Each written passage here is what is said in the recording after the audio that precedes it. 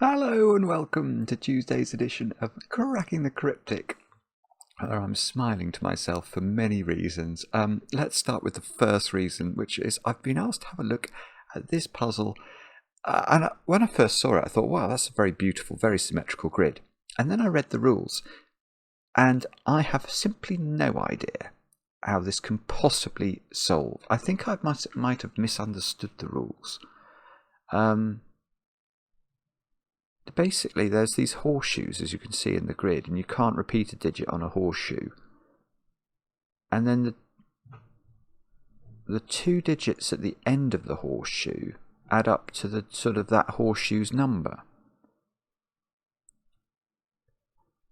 And the reason I'm completely and utterly perplexed by this is by Kaktuslav, and it's called Horseshoes, is that just isn't enough. There I've said it. That just isn't enough information, I don't think. But, well, it must be. It must be somehow. I have no idea as well how difficult this is. I found it on Logic Masters Germany. It doesn't have a rating yet, which does suggest it might be monstrously difficult. But I'm going to definitely have a go at it. I absolutely love Kaktuslav's puzzles. I think he is a complete setting genius. So fingers crossed I'll be able to get through this. But anyway, we'll have a look at this and I'll read the rules properly in a moment or two's time. Now, there are many things going on around the channel at the moment. If you haven't checked it out, I really do recommend you have a look at the bonus video yesterday when I solved a cryptic crossword with Peter Svidler. Peter Svidler came on Cracking the Cryptic. Can you believe it? How many times did he win the Russian chess championship? Was it 7 or something?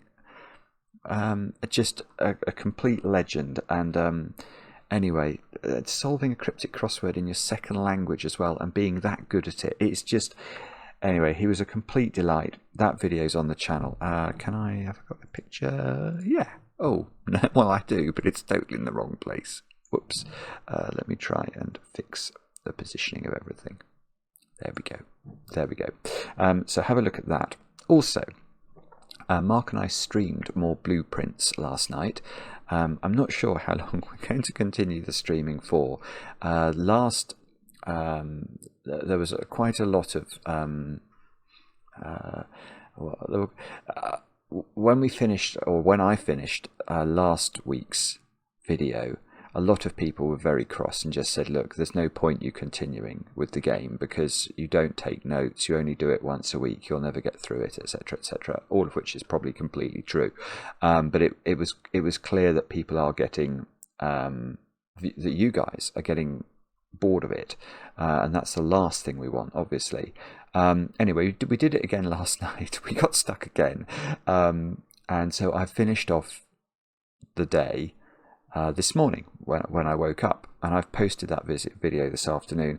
I will, in mitigation and before the comments come in, we do not intend to make content of that nature. I won't spoil it in case anybody does watch it, but it is the maddest video ever. I mean, in terms of, if you were to make a list of the things you shouldn't do in a YouTube video, just about everything would be what happens in that video. It is, I mean, I hope it's not unwatchable, but anyway, I won't spoil it, and we will judge by the comments on that video whether or not we return to blueprints at all, and and I suspect I might know the answer to that question. Anyway, other news. What else have we got going on? Oh yes, tomorrow, every year GCHQ, the British Security Services, they release a set of Christmas puzzles. And we always try and solve them in a bonus video, and that's exactly what we're going to try and do tomorrow morning. So there might be a bonus video tomorrow morning if we can solve it. I think Mark's on duty for that, so that should go up live hopefully tomorrow morning, fingers crossed. And over on Patreon we have our Wind in the Willows Sudoku hunt. That is going on. Oh, is that the wrong size as well? What's going on wrong with the size of everything today? So this is the adventure to try and help open Mole's advent calendar, and you can see how many people have been involved in this already. Let's see where we're up to now.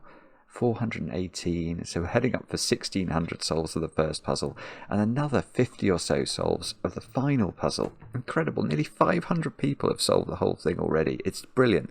And you've still got loads of time left. The competition isn't even half finished. 20th is the closing date. So if you'd like a little bit of a break from your Christmas shopping, who doesn't? Check this out. It's over on Patreon right now. Birthdays. Let me look at my list of birthdays. A lot of birthdays today. Oh, firstly, a late birthday, but not my fault. Wim. Wim, last Friday it was your birthday. And you sent me a picture of a cake that you had for your birthday, and this is great. Look, okay, so I've got to get the cake. Looks brilliant, and this is from, I presume it must be the Magpie's Bakery. Is it Magali?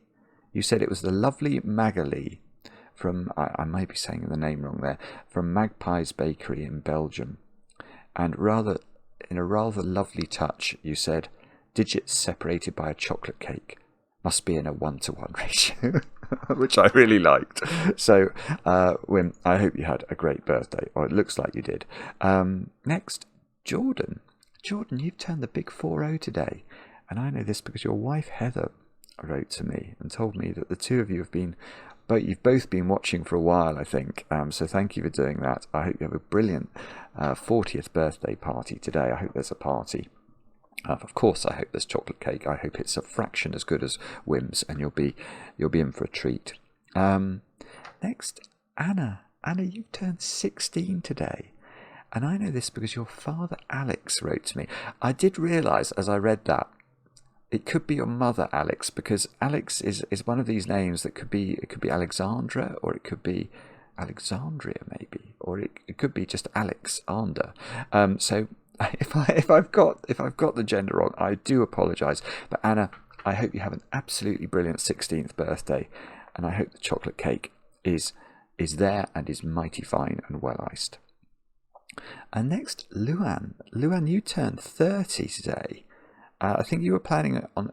I don't know whether you've had or were planning on having carrot cake with no icing. No, that's just appalling. You're over there in Vienna. I can't get behind your choice of chocolate cake, but what I will say is Luan sent, apparently after only 5 minutes of practice, a video in which he played our intro music on the harp. And let me tell you, especially the beginning is absolutely beautiful. I don't know if I'll be able to somehow, let you listen to it. If I can, I will, because it's really brilliant. And Luan, I hope you have a great 30th birthday, and thank you for the offer of the crochet as well. I will have to liaise with Mark about that one. But Luan, happy birthday. Next, we will go over to Massachusetts, Melrose, Massachusetts, for Mike's birthday. Mike, your wife Laureen wrote to me and told me that I think you're a bridge engineer. And you really enjoy the sound of Maverick when Maverick. I don't enjoy the sound of Maverick. Maverick, I think, has been confined to land today because the weather is so horrible. He doesn't want to go up in his propeller plane, and that's a good thing. But Mike, many happy returns. I hope it's a very good birthday. And then, the Asylum, who's featured in many of our monthly rewards, often constructing with Panthera, and it was Panthera, the Asylum, who wrote to me and said, could I wish you a happy birthday? You may know Panthera better as Amy, but anyway, the Asylum, many happy returns. I hope you have a great birthday, and I hope the chocolate cake is fantastic. And that is all the news.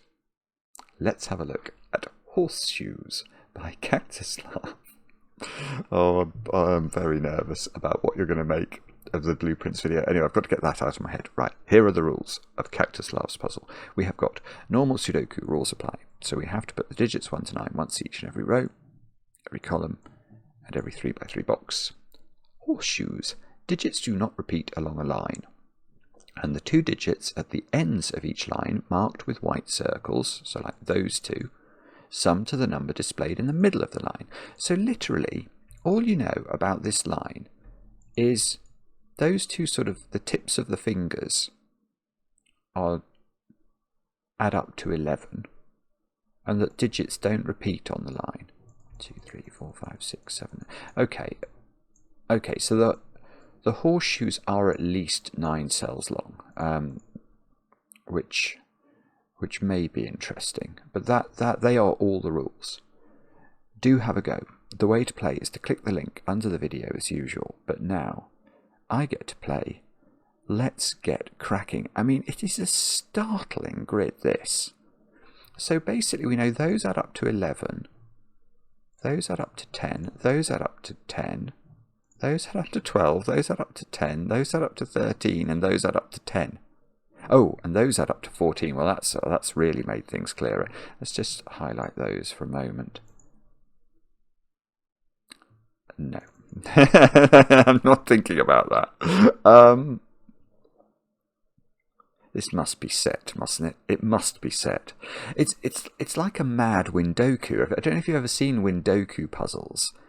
Windoku is sort of a brand of Sudoku that, I mean, I think some newspapers publish Windokus from time to time, don't they? They sort of often have this sort of constraint, where they have an extra region in all of those cells, so you couldn't put the digits 1 to 9 in those boxes there. And in this one, we've got sort of interlocking Windoku boxes in the shape of horseshoes. I mean, it's going to have to be something weird, isn't it? Because there's...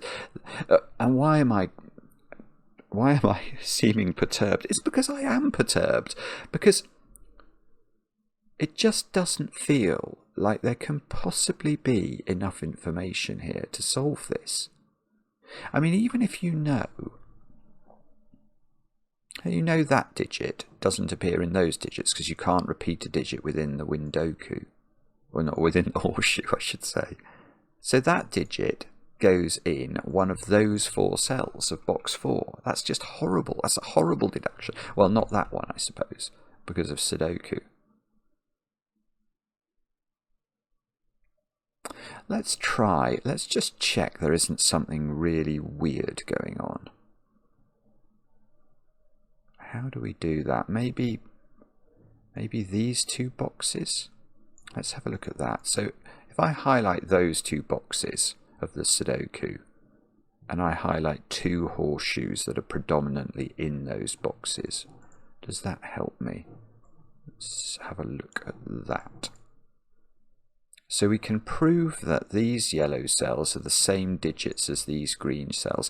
And let me just explain how I'm doing that. I'm highlighting 2 boxes of the Sudoku here in green. So obviously we know exactly what digits go in those green cells, because that's 2 complete boxes of the Sudoku. So there's going to be, in each box individually, there's going to be one of the digits 1 through 9 because of the rules of Sudoku.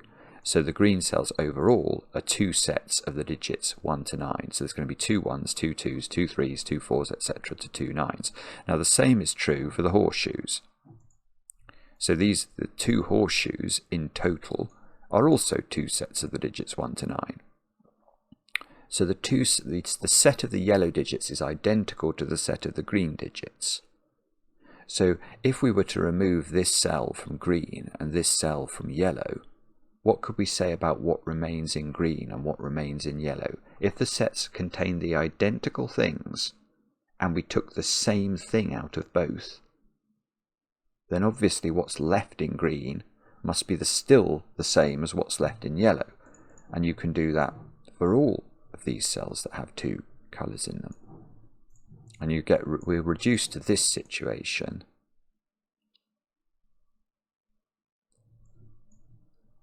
where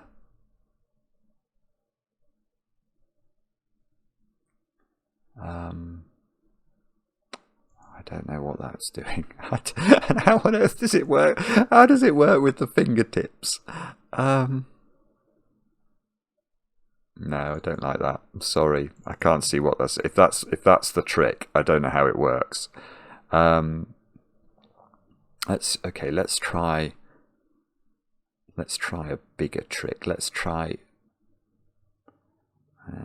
We could try 4 columns, could we?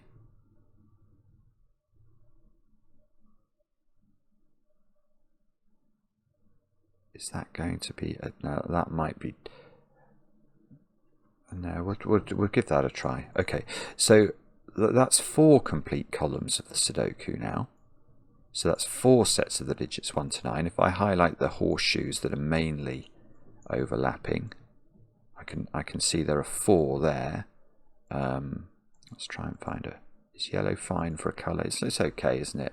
So again, those 4 horseshoes also contain 4 sets of the digits 1 to 9. So now we've got equivalence between yellow and green. Same logic applies. We can take any cell that has both colours in it, we can remove from both sets, and we get that.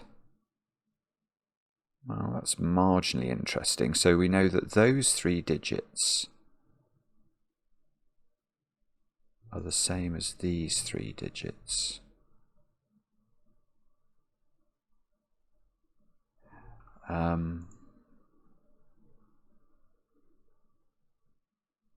Which is probably, it's probably interesting. It's not that, yeah, and these don't add up to 30. I was suddenly thinking, so they add up to 13. So that's not how it works at all. It's those 2 that add up to 13.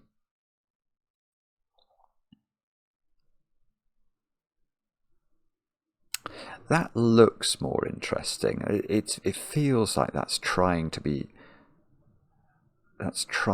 helpful. I just don't really understand why it's helpful.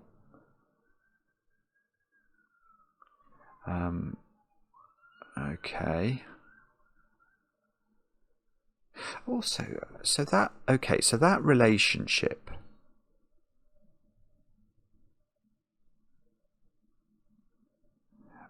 Sorry, I realise I've stopped talking here. I'm just trying to see how.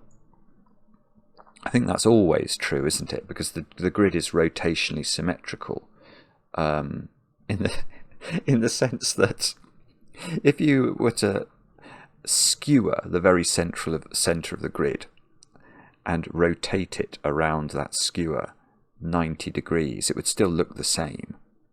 It's just this horseshoe would map to there and it would have a different digit in the middle of it, but the fundamental geometry that we've been doing wouldn't change. So in other words, those 3 digits, by, you know, if we were to highlight the top 4 rows of the grid and compare it with the top 4 horseshoes of the grid, we're going to end up with the same thing. So those cells are going to be the purple cells. Let's just see what this looks like. So those cells are going to be, oh no, I'm going to do this wrong now, aren't I? Hang on, let's be careful. No, so it's going to be now these ones are going to go here, here and here actually. So it's going to be those ones. Let's give these a colour. What should we make those? Red. So the red digits are those. Oh, no, I don't like red because it's going to clash with purple up here and I'm not going to be able to see it. So let's use a different colour. Let's use maybe orange. It's a bit more clear to me what this is.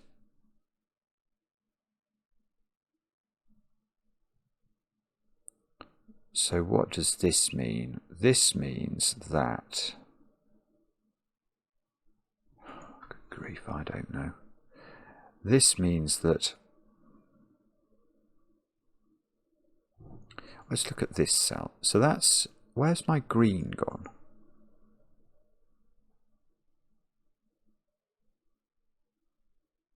Oh, I see. My green... Yeah, okay. Okay, let's just step back a bit. So what my brain did was it found an equivalence between these greens and these yellows. And we worked out that those 3 cells were the same as those purples. But what I should have done was to change that yellow to green in order to make it clear what equivalences we were aiming at. So this green... So one of these greens is there, but is also one of the purples. So there's a digit that's coincident between green and purple, and it goes there.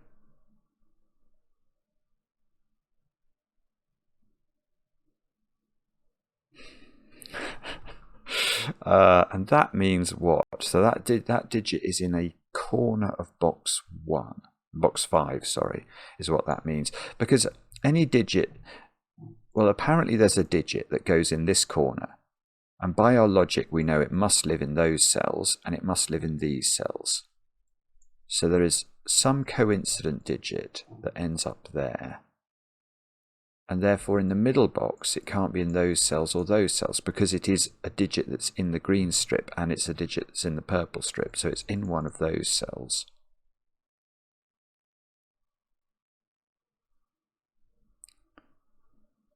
And I don't know what that means. And then there's going to be a digit that's coincident between purple and orange. And it's going to go in that cell.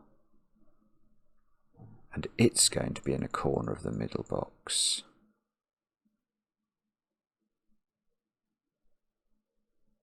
Yes, and we know that that digit is, well, obviously that digit is different from that one.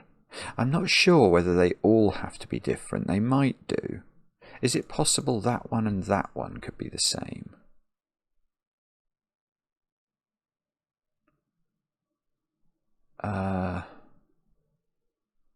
No, it's not actually. No, it's not. No, it's not. So they are all, I think they are all different. Oh, this is very confusing though, actually. What I might do, if you don't mind, is I might slightly change how I'm looking at this to try and get more of a handle on it. I might just put A in the corner. So what are we saying? What we're saying is that A is a digit that exists within purple, and that A is a digit that exists within green. So A is a digit that lives now in a corner of the middle box.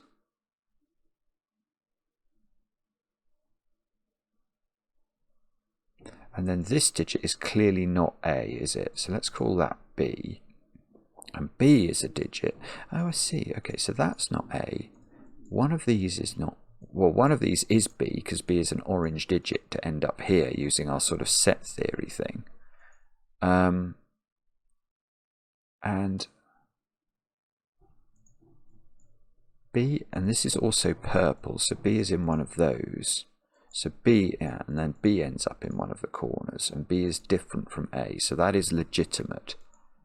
A, B, let's make that one C then. So C is a digit that lives within indigo and orange.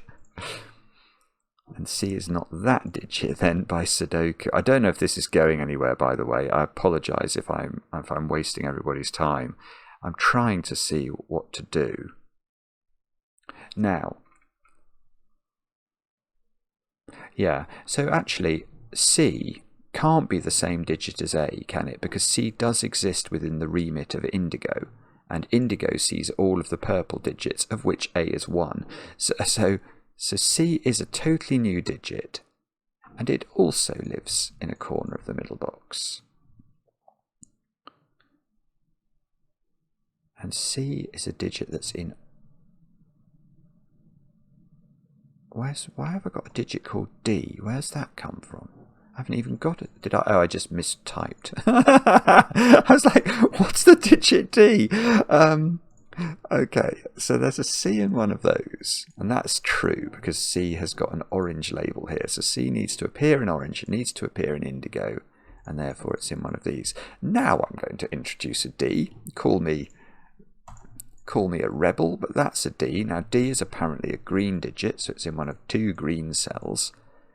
And it's an indigo digit, so it's in one of those cells. Now, is it possible that D... I don't think D can be A, B or C, can it? I mean, by Sudoku it's not A or C. If it was B, then the digit that's in indigo would be repeated in pink, which is... or purple, or pinkle, which it definitely isn't. So actually, there you go. I mean, this is probably totally fatuous, but these digits, which are all on the 10 fingertips actually, all of those are on 10 fingertips.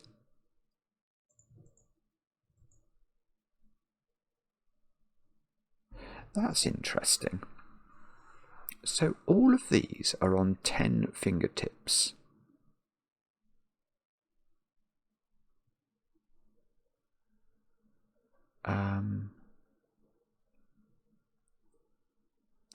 Ooh, okay.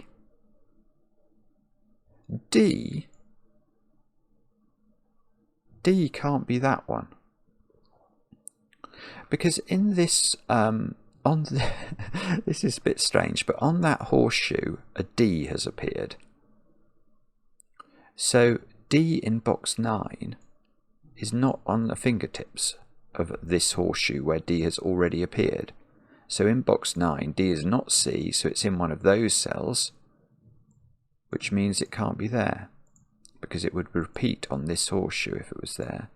And presumably that logic is symmetrical, because the whole puzzle's symmetrical. So how should we think about that? So let me just think about this. So A can't be in these cells, so A is in those cells, so this can't be A. B can't be in these cells, so B is in one of those cells, so that can't be B. So it sort of goes in a cycle. D, A, B, and we get rid of C from that one.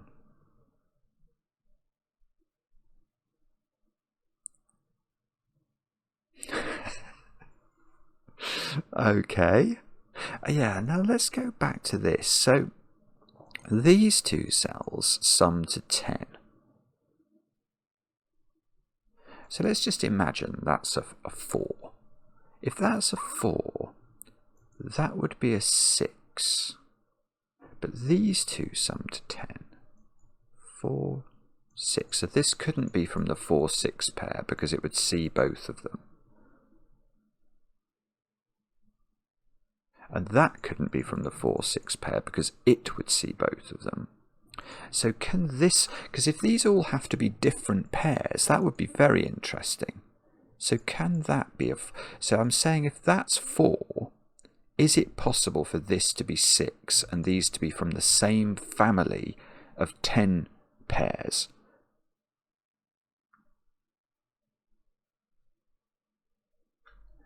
And the answer is, I don't know. So what we'd really be saying is if that's 4 and that's 6 and that's 6, then what we're saying is, and that would be 4. So we'd have 4s in those, which would put a 4 in pink. And we'd have 6s in these, which would put a 6 in indigo.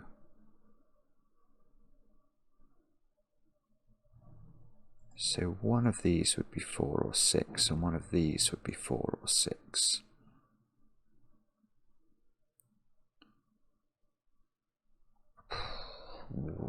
I don't know.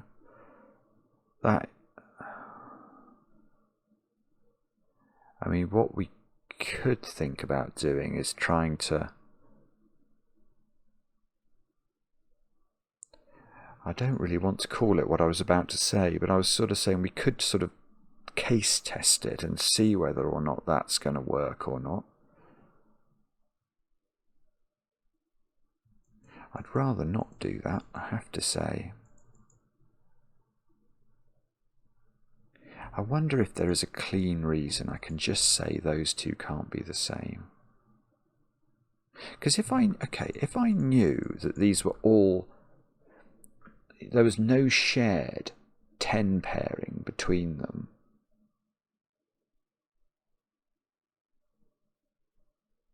then I would know one of them was 1-9, or from a 1-9 family, one was from a 2-8 family, one was from a 3-7 family, and one was from a 4-6 family.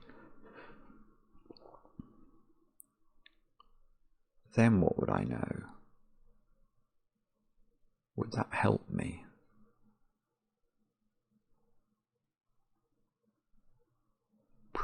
I don't actually know if it would or not. It might do.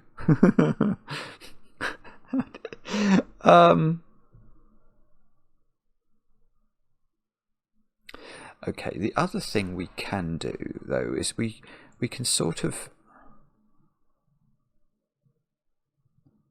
All right, let's do this first, and then we'll come back to this if this doesn't work. So what we can do, we know that the digits A, B, C and D end up in the corners of box 5, don't we? But there is a digit that's indigo that ends up here in box 5, and it's not C or D. So I'm going to call that E. So this is E.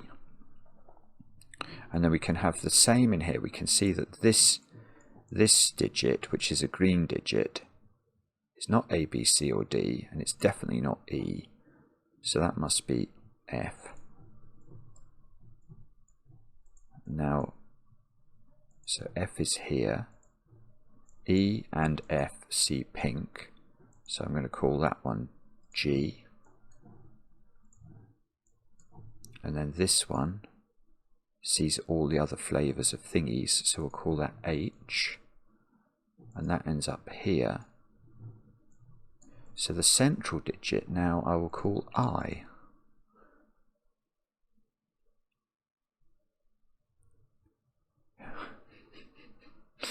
And now, what on earth do we do with that? So we know H is down there, E is over here, G is over here. This is absolute bonkersville we're living in now. F is up there.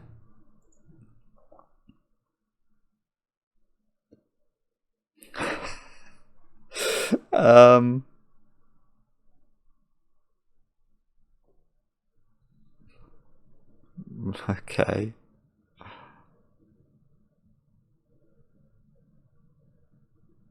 And that's very important for the following reason. Come on, brain. Come up with a reason. I've got nothing. I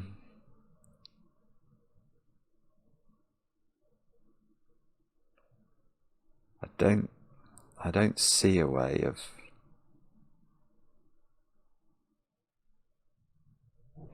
these.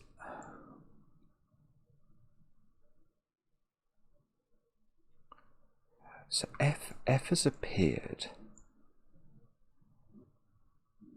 F has appeared on either this horseshoe or this horseshoe. So let's say F was on this horseshoe. Yeah, okay, here is a small point. I am going to claim that F is not in those cells. Because I think if it was, you can't put F in box 3. If F is in one of those, effectively these two horseshoes, which fully occupy box 3, other than the B in the corner, which we know is a different digit to F. So if F was in one of these, the two Fs that must live on these two horseshoes, there can't be more than two Fs on two 9-cell regions of the puzzle, can there? Otherwise we're definitely repeating an F within a region. So if one of these was an F, given that one of these is an F, there would be no Fs in there, and then there would be no Fs at all in box 3, and that wouldn't be right. So there is no F in those 3 cells. That is not an F, that's not an F, that's not an F. So one of those is an F, and now one of those is an F.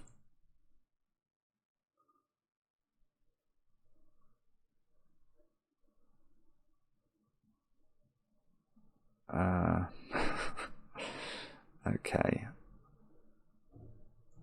And presumably I can do that again, can I? Because that logic ought to be rotatable.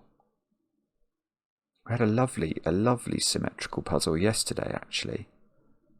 Heavy as the Crown by Sudoku. That was a fantastic puzzle. This is very interesting. I'm just not sure I'm getting it at the moment. So what are we saying? If we try and do the same thing here with G, none of those can be a G, because then I couldn't put a G in box 9. So none of these is a G.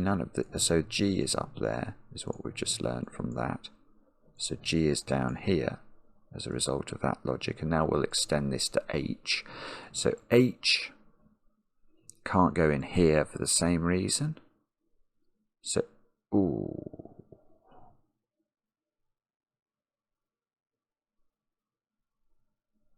Well, hang on. Hang on. I don't think I've done that right. I don't understand that. Why does that do that? So H. I'm just trying to do exactly the same logic, but I'm guessing a third digit in here, which is bizarre. If H was there, you couldn't put H in there.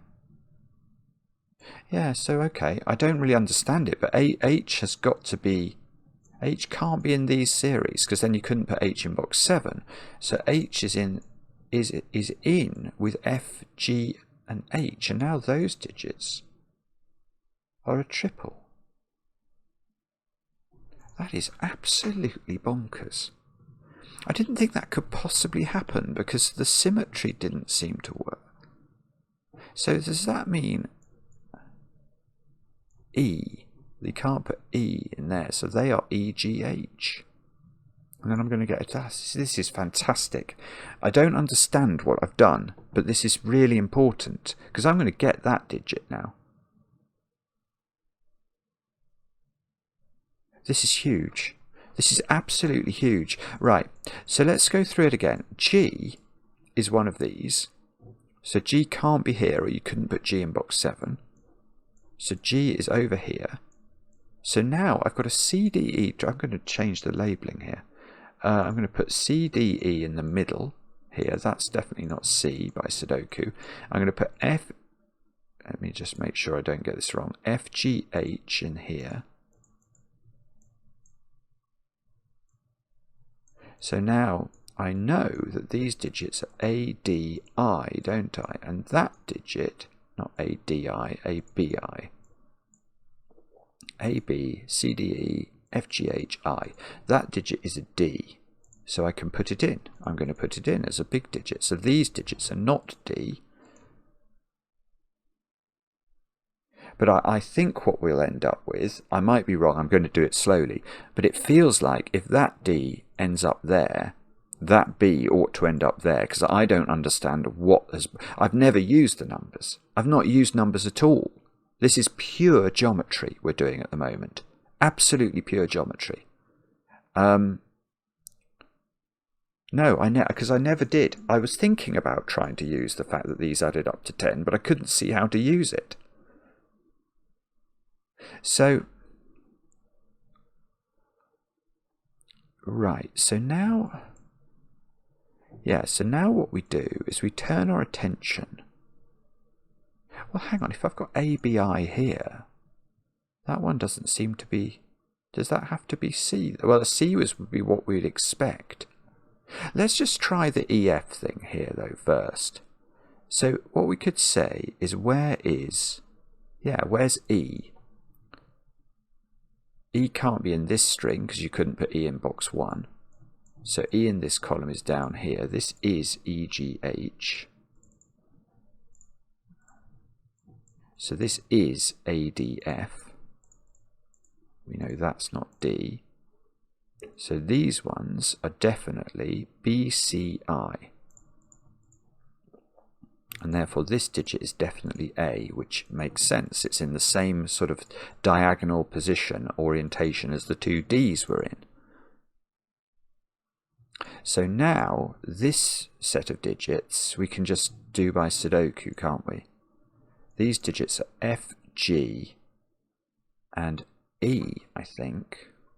Yeah, and that's Sudoku as well. E is getting transplanted up here. So this is E, F, G. And these digits are B, C, H. And these digits are A, D, I, I'm going to claim. And that's a C. And that makes sense because it's there. And that's a B. Whoops. And that makes sense because it's there. And now I don't know what to do at all. But I think we can label these ones up. They are EF, and whatever we've not used, which seems to be H. So these are A, B, G, bag.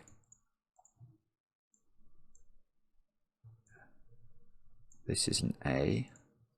That's not B. Let's try and be diligent about Sudoku. And these digits are... Oh, okay. What we should do now, because we might as well, let's label these up with their big old digits to make us feel like we're actually making progress. And these digits are... C is one of them. D is one of them. And let me guess, I is the other one. Okay, so this is CDI.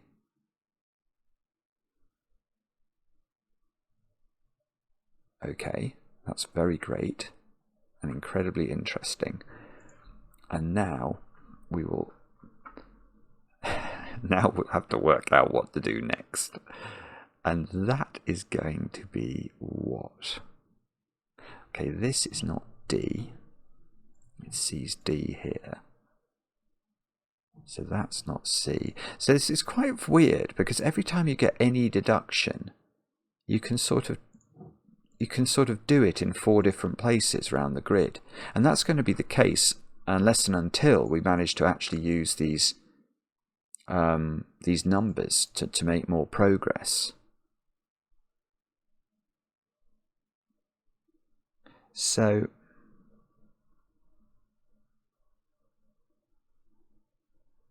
right, I don't know what we do now. We know that the complements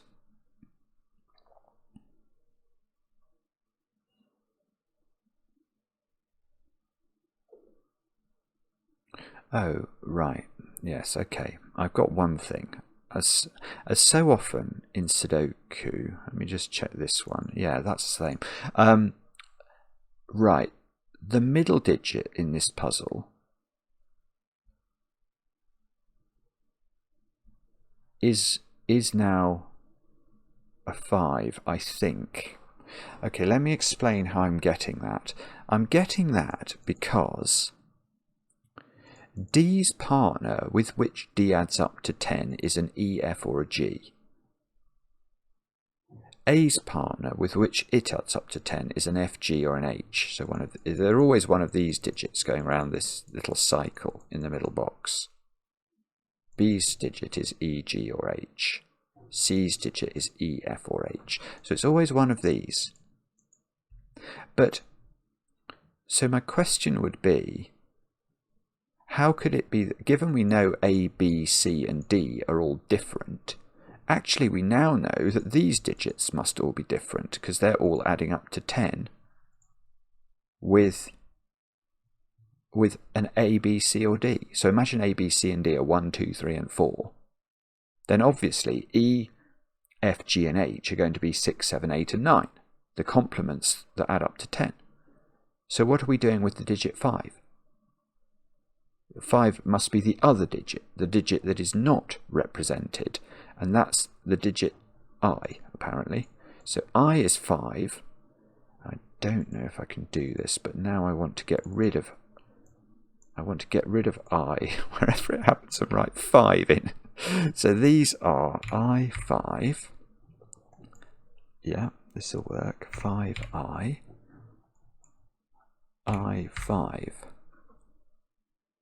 So I've actually got a proper digit now in this puzzle, which is very exciting. Probably.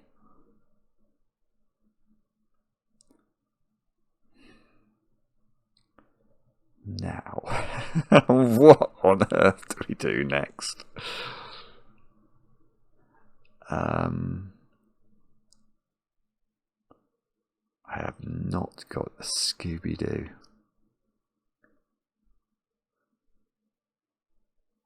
Can we do more with 5s then?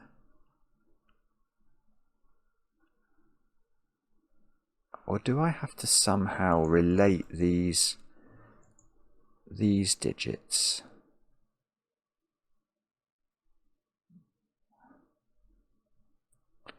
I don't know what I'm meant to do, frankly. A, D and F. So A, Oh, actually, this might... Oh, no, it hasn't. No, it hasn't broken. I was going to say I've broken it. No, I don't think I have, actually. Yes, okay, here is a weird point. Where is A in this box? It is really restricted. Because by Sudoku it's not in those two cells, and it's already appeared on this horseshoe because it's one of A, D and F.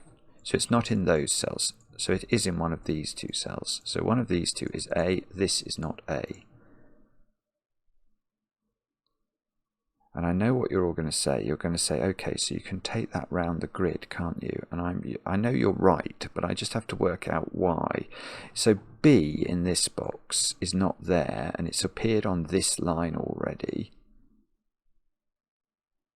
That's a different type of logic, isn't it?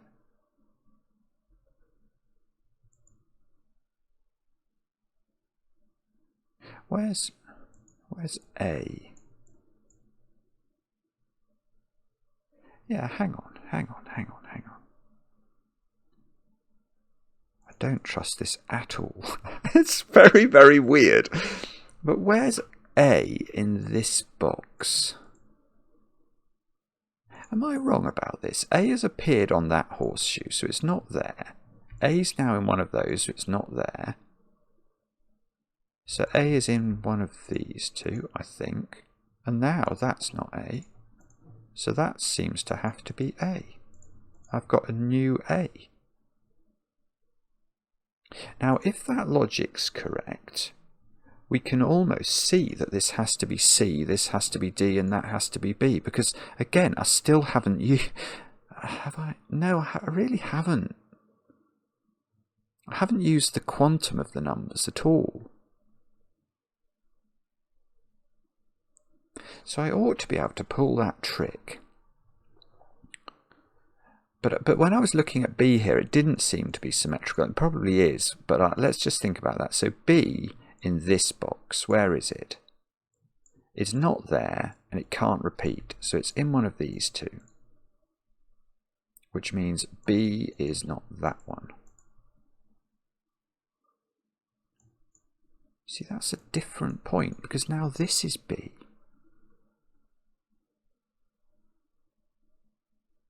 And that's not in the same place as this. This puzzle is weird. It's a weird old puzzle, this. Okay, but that's still good for me, because I've got another digit. And that's really very important. So let's try A in this box, shall we? A's got to be in one of those two, because it can't repeat on this horseshoe. So A is not there, so A is here. Oh, absolute! How on earth did you set this? I say this in every single Kaktuslav puzzle. So, okay. Oh no, this is very good. Oh, although it might not be actually. Oh, because now we should ask where A goes in column 8. I've got an A in one of those and an A in one of these, so I know A is not in those 6 cells, and it's not in the top 2 cells. So the only place A can go is there, and I've got 3 A's up here. I've got another A down here. But I think I should be able to do this with B's, C's and D's as well, if I can find the logic. In fact, that's quite interesting. A and B have ended up next to each other there. So I bet you... What do we think that's going to be? That A, B... So this might be D, A is what I'm going to guess that's going to be a D. But that could be absolute nonsense. Right, but let's try and work on B's now and see where they take us. So what can we say about B? Yes, so B in box 1, it can't repeat on this horseshoe and it's not in its own row. So B is in this domino, so this is not B. Okay, that was underwhelming.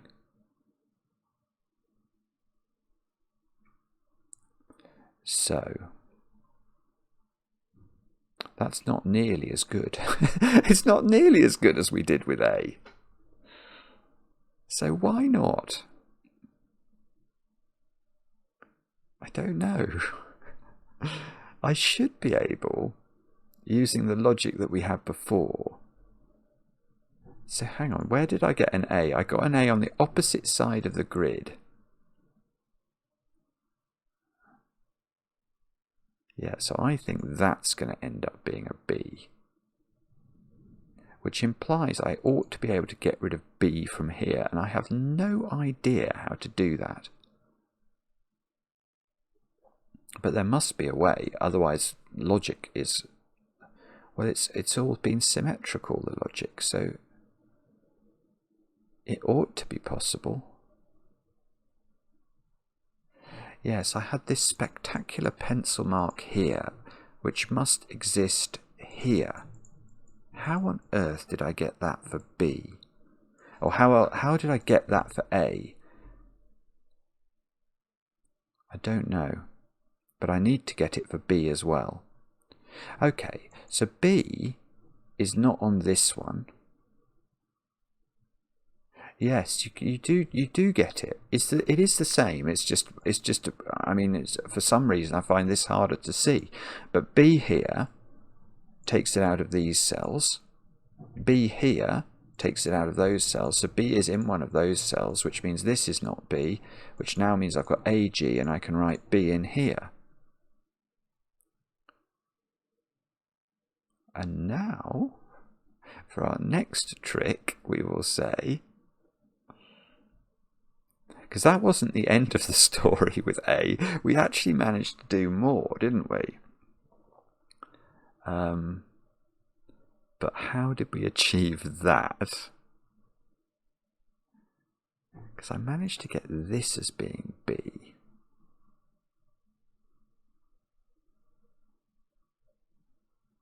And I got these A's, which implies that there's some way at the moment, I think, because that's in a fingernail as well. I think I know that's B somehow. I have no idea how I know that. Why do we know that? I don't know. Okay, so let's chase around our B's a bit more and see if we can spot something miraculous. B has appeared on here, so B is not in there. B is not there, so B is in one of these, so B is here. This is completely and utterly insane. Maybe that means this A wasn't valid.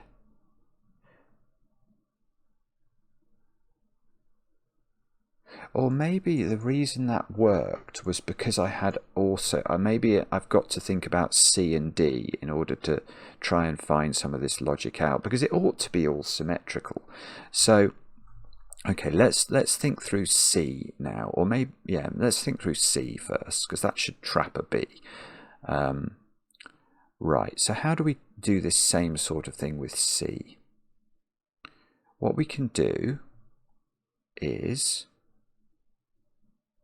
well, let's think about where we should start. Let's start here. So C is not in these cells. So C is in these cells.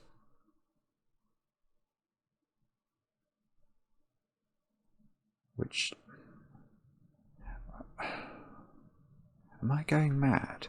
How could this doesn't seem nearly as good? Oh, I see. Let's start here. So C is, it's not appeared on this horseshoe yet, and it needs to. So C is in this domino, which means it's not here. Which means it is here, apparently. So that's a C. That's C, and that does it for B. Because now we've got this B X-wing, we can look at where B goes in row 8, and it has to go there, and it's next to C, and therefore it's the equivalent of this. It's weird. It's absolutely bonkers, this. But it's very, very cool. It's very cool. My goodness me. Okay. So that's a good thing. That's definitely a win for the goodies. So, where is C in this box?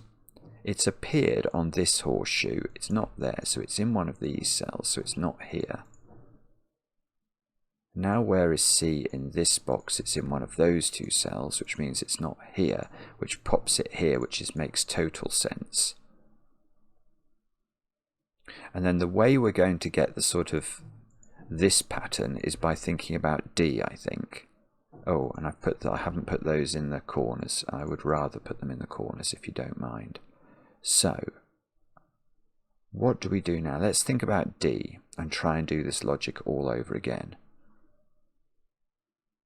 So we'll start off by asking where D goes in this box, because it can't repeat on this horseshoe. So there's a D in one of these, which means this is not D.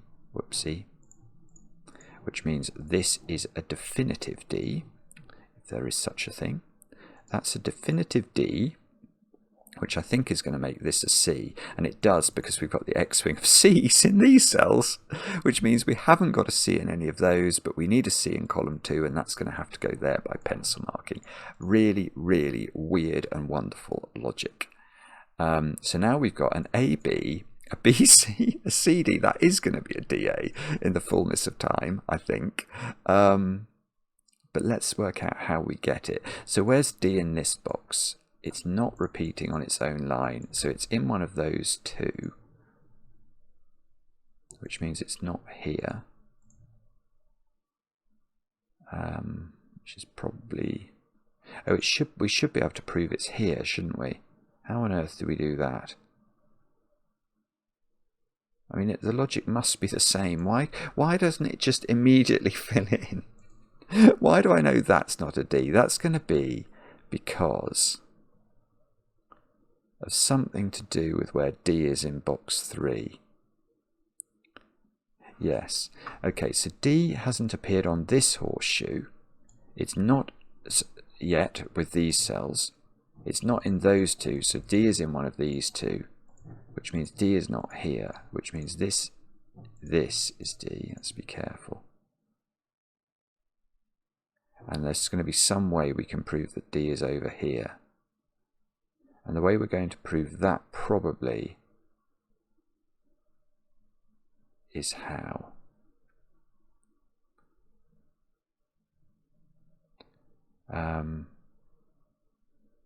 Yeah, that's fine. That's fine, because I've got D in one of these two,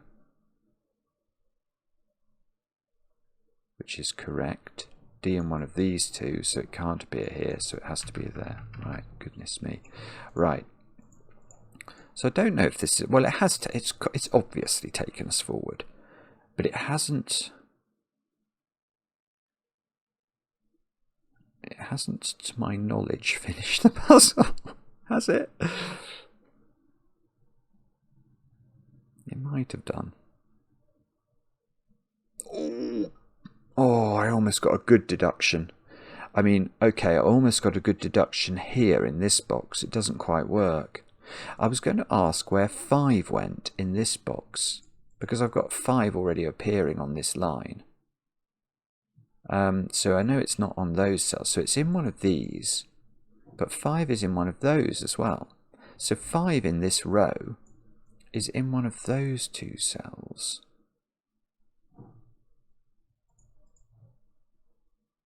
Which is almost fabulous, isn't it?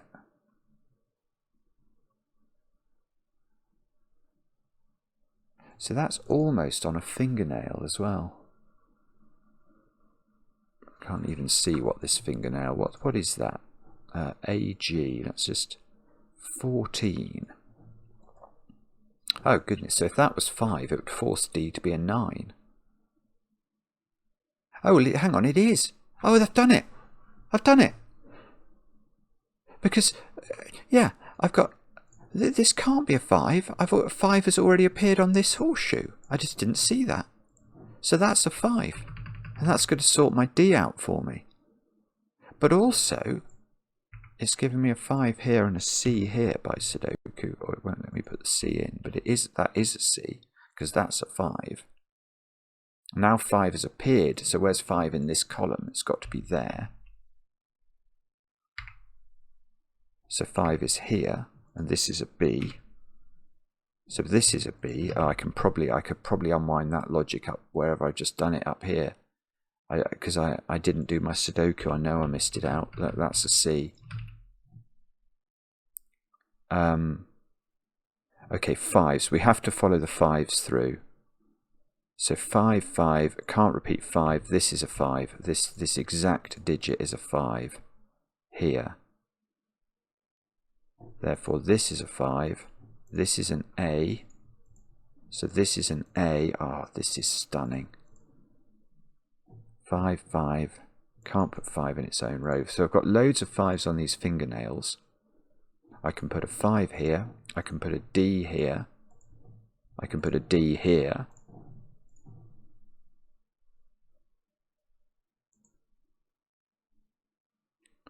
And probably, I don't know, I might want to now, I mean, this is a mad thing to say, but I might want to think about numbers, because I think I can definitely get D, and therefore I can probably get all the other fingernails as well. And that's going to give me a lot of things in the grid. It's a question, do you think we do that now, or do we hunt for more Sudoku while the going is good? I've got all the 5s in the grid.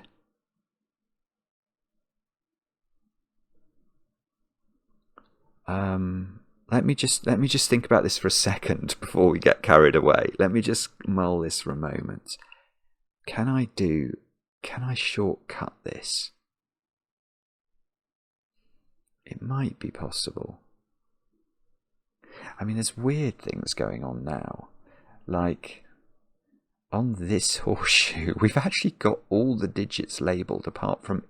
We actually know that is an E, F or a G, because we need to put E, F and G on the horseshoe.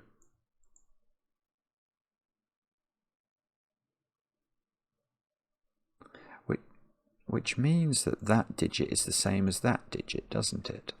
Because that digit has to appear in this box somewhere, and it's not repeating on its horseshoe, so those two digits are the same, and then they go up there somewhere.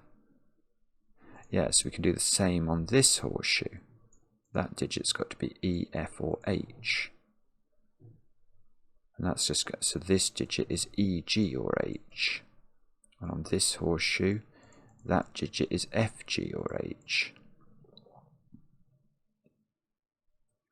It's probably, and let's double click D's. How many D's have we got? Oh, I see, we've got an X-wing of D's here. So presumably that's going to be the same if I double click A's.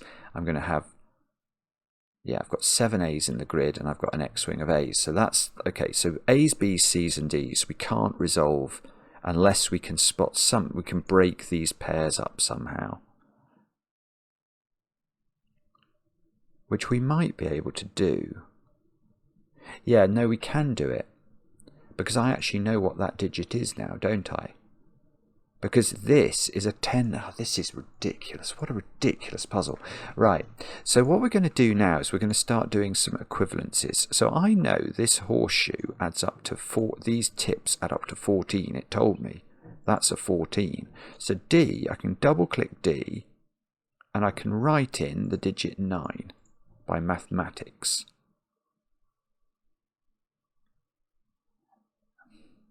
Now probably what I'm going to do, so D is a 9, so I think I have to change all my D's wherever they are, including these, the sort of the ones that are corner pencil marked, because otherwise I'm going to get myself in a pickle. Now, okay, so I've done my D's. Now I would like to, if it's all right with you, I'd like to find another number where I've got a fingernail. So look at this one. This finger, I can't see what that is. That is a 13. So 5, plus something equals 13. So C is 8. So I can double click C and write 8 in. And now I can find all my C's in the grid. There's one there. And I'm going to write 8 instead of C. And there's probably going to be a corner pencil mark here, which there is. And I'm going to write 8. And now I'm going to find another one. So let's look at this one. What's that total? 12. So this is a 5. So this B is 7. So we double click the B's. We make all of them 7. We change this to being a 7 rather than being a B. We change this to being a 7 rather than being a B. And we ought to be able to do the same thing with A. Now, where is the A that's on the nice fingernail where we can resolve it? The A is in this one, and that one, because I can't read that one either. That is an 11. So A is 6. So let's fill all those in with 6. A is 6, so we can fill in a 6 here. And get rid of our corner pencil mark. We can fill in a 6 here as a... But we can go much further. And this is, I think, going to be what really helps us, because, well, for example, these two add up to 10, and that is a 9. So I know this digit is a 1, and I know that digit was the same as that digit because it had to reappear. This digit had to go in on this box. So these are a double 1 now. Yeah, this might not be the best way to do this, but I'm sort of so tempted to keep going with it. This is a 2, and that's a 2 by that same logic. And presumably we can just carry on going round the grid doing that. So this has to be a 3, and that has to be a 3. And then this has to be a 4, and that has to be a 4. Oh, now that's very strange. No, that's very good, isn't it? Because now I seem to be able to write 4 in here and 8 in here. So that becomes an 8. That was just Sudoku. So one, oh, I see, and I get the 1 and the 7. This is a stunning puzzle. It's weird. It is a weird one, but it's absolutely brilliant. I can write a 2 here and a 6 here and a 6 here, and this becomes the digit G, which is that digit, which I still don't know what it is, which is quite remarkable.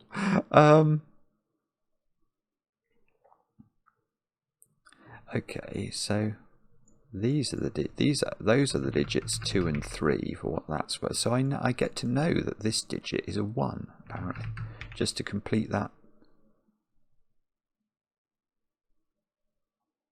So I know that there's a 1 in one of these. I'm now not at all sure that there is much value in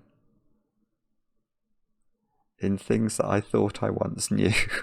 Like these letters they're bamboozling me. This is a 3-4 pair. So this is a 2. Is this useful? Probably is. Okay, so I don't quite understand how I've managed to underperform so badly in this box when I've done so well in this box. Who knows what the reason for that is. G is now a 3 or a 4, so we might as well put that in, mightn't we? I mean, this is going to get me in a pickle, because I'm now, you can see what's gone on. I'm going to get rid of all my letters, I think. I don't know what's going on with them. They're just going to confuse me. I mean, actually, let's do these first, because I've got a 1-4 pair here. So this digit needs to be a 3. That makes that digit a 4 by Sudoku. This digit's a 1. Okay, alright, maybe we don't need it. That's a 4. That's a 4. That's a 3. I've got no idea what's going on. Right, this digit is a 3 by Sudoku because it can't be a 2. So that's a 3, that's a 2. These two digits are 4 and 7. And I know the order apparently, so 7 and 4 go into the grid. This column hasn't had a 1, so from that we can deduce that F is 1, look. And that's that digit. So I'm putting 1 in there. These two have now become a 2-3 pair. Whoopsie. I don't know what the order... Oh, I do know what the order is. That's 3. That's 2. I'm having a day today where I am... The blueprints that we did earlier, I mean, it's one of the maddest videos you will ever watch on YouTube. But... this is another puzzle that's just completely bonkers. This is a 1-9 pair, so 1 in row 9 has to go here now. These are a 3 and a 9. That's a 9 and a 1. That's a 1 and a 4. This box hasn't had a 4, so I'll put 1 in. And somehow or other, that might be the correct solution. That is extraordinary. Let's just check it. Yes, it's right. That's the main thing. It's right. Yes. Absolutely bonkers. Like, quite seriously insane. The genius you have to be able to construct that is off the charts. Kaktuslav does it again. I have no clue whether that was the intended way you were meant to do that. That felt very, very strange as a solve, a really, really unusual one. My brain's clearly working in strange ways today. Anyway, probably that's where I belong, in strange ways. Anyway, let me know in the comments how you got on with the puzzle. I enjoy the comments, especially when they're kind, and we'll be back later with another edition of Cracking the Cryptic.